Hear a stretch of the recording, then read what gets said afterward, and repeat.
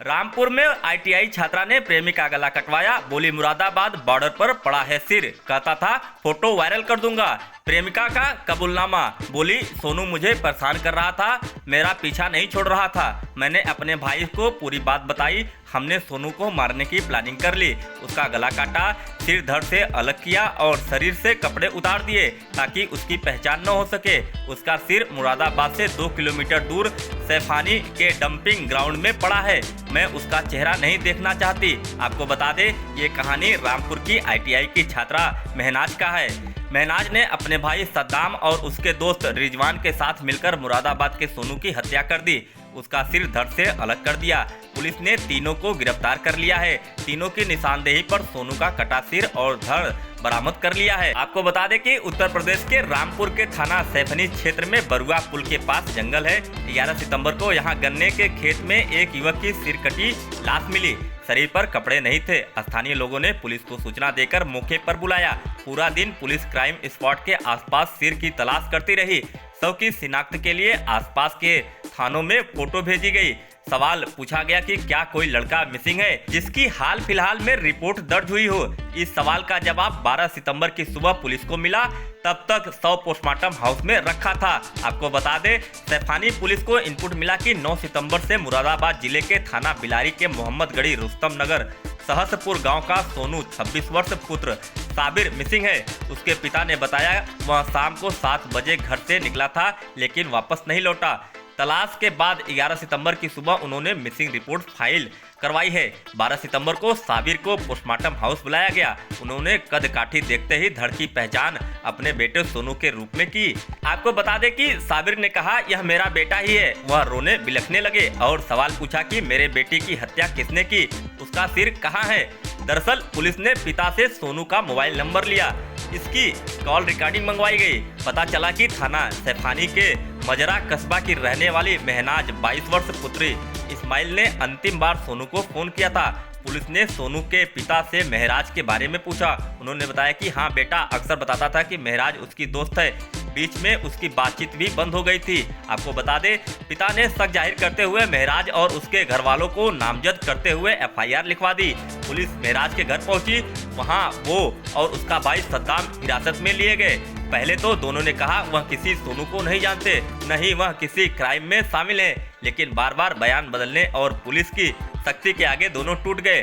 सद्दाम ने बताया कि इस हत्याकांड में मेरा एक दोस्त रिजवान भी शामिल है, वह मेरे गांव का ही रहने वाला है। आपको बता दें, पुलिस पूछताछ में सद्दाम ने बताया मेरी बहन थावला आईटीआई कॉलेज में पढ़ने जाती थी, वहां उसकी दोस्ती सहसपुर के रहने वाले सोनू से हो गई। सोनू का ननिहाल हमारे मोहल्ले में ही है।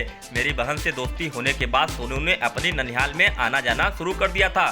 सोनू ने मेरी बहन के साथ कुछ फोटो खींचे थे।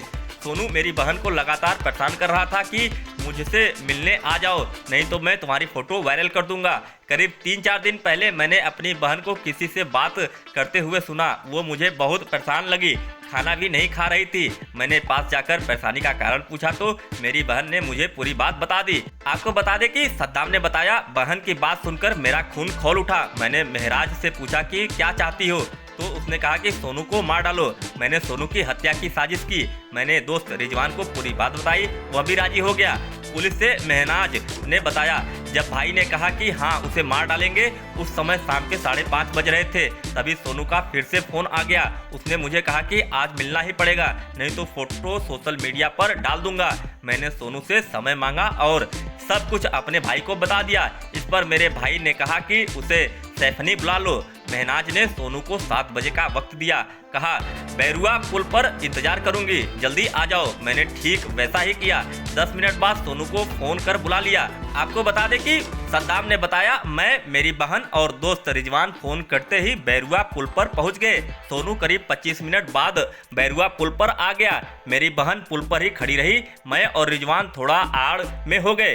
पुल के आसपास नदी में मछली पकड़ने वाले लोग आ जा रहे थे, इसीलिए मेरी बहन ने सोनू को पुल के पास कच्चे रास्ते से होते हुए थोड़ा आगे चलने को कहा। दोनों नीचे उतरकर गन्ने के खेत में पहुंच गए। पीछे पीछे मैं और रिजवान भी खेत में जा पहुंचे। आपको बता दे, महनाज ने बताया, मैं गन्ने के खेत में पहुंची, वहां कोई नहीं था, अंधेरा हो चुका था, हम पहले भी यहीं मिलते थे। मैंने सोनू को बैठने के लिए कहा, उसके बैठते ही मैंने उसके पैर बांध दिए। वो कुछ समझ पाता उससे पहले अपने भाई और रिजवान को बुला लिया। सद्दाम ने बताया, हम दोनों के पहुंचते ही सोनू गिड़गिड़ाने लगा। वो कहने लगा, मेरी बहन से प्यार करता है। हमने कहा, अच्छा बेटा, तभी उसे धमकी दे रहे थे।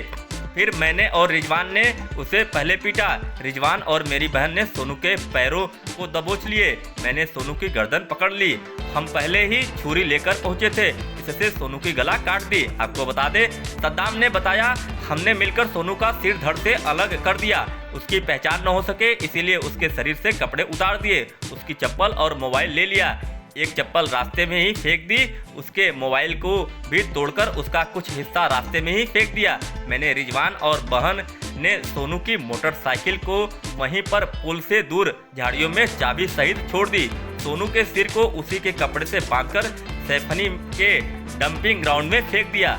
यहाँ उसके कपड़ों को पेट्रोल डालकर जला दिया। जिस बोतल में पेट्रोल लाए थे उसे भी फूंक दिया। आपको बता दे, सद्दाम ने बताया, हमारे कपड़े खून से लाल हो गए थे। हमने जल्द से जल्द कपड़े बदले और वापस अपने गांव आ गए। आपको बता दें कि रामपुर एसपी विद्यासागर मिश्र ने बताया, तीनों की निशानदेही पर सिर भी बरामद कर लिया गया है। हत्या में प्रयुक्त छुरी भी बरामद कर ली गई है। सोनू के परिवार में पिता साबिर के अलावा माता अनीसा, छोटा भाई साने अली और छोटी बहन महरीन है। पिता साबिर सहसपुर में एक ईंट भट्टे पर काम करते हैं।